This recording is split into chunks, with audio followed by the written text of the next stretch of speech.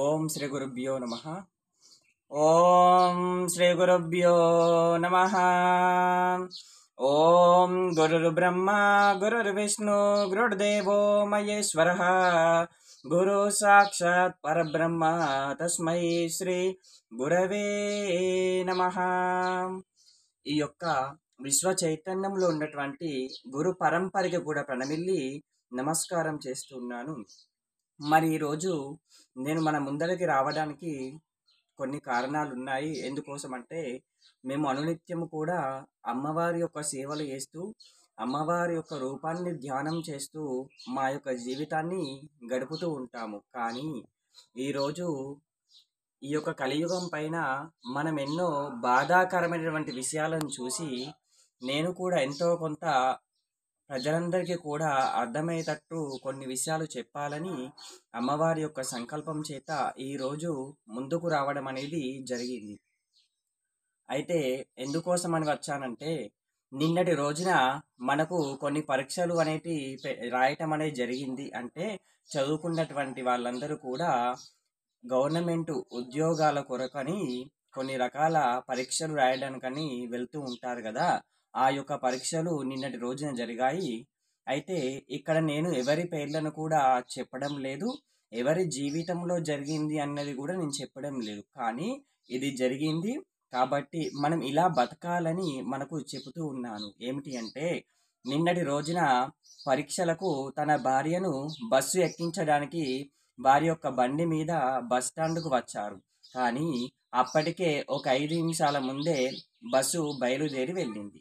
అయితే ఆ యొక్క బస్సు ముందు ఉన్న గ్రామాలలో ఆగుతుంది అని చెప్పి ఆ బండిని ముందుకు పోనిచ్చాడు ఆ యొక్క భర్త గారు. అయితే కానీ వాళ్ళకు ఈ యొక్క గ్రామం యొక్క చివరలోనే బస్సు కనిపించింది.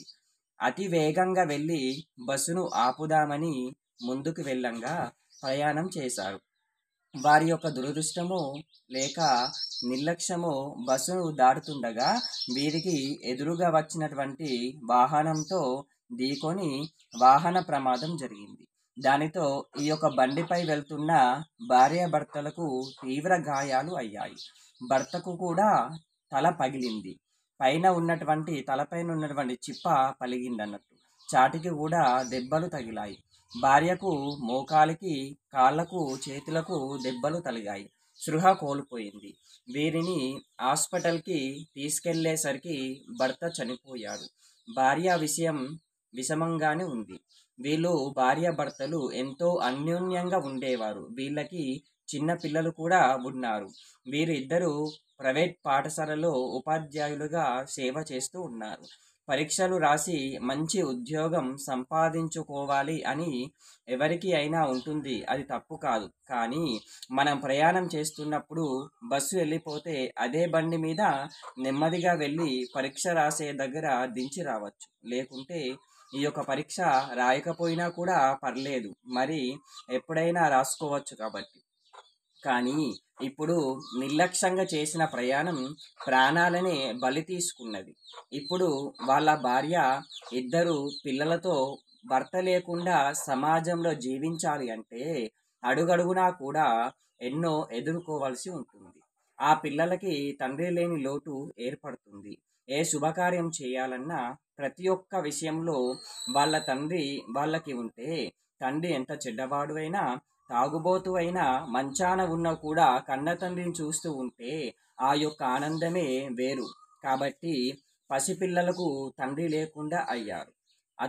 అతనిని కన్నటువంటి తల్లిదండ్రులు ఆవేదన వర్ణనాతీతం.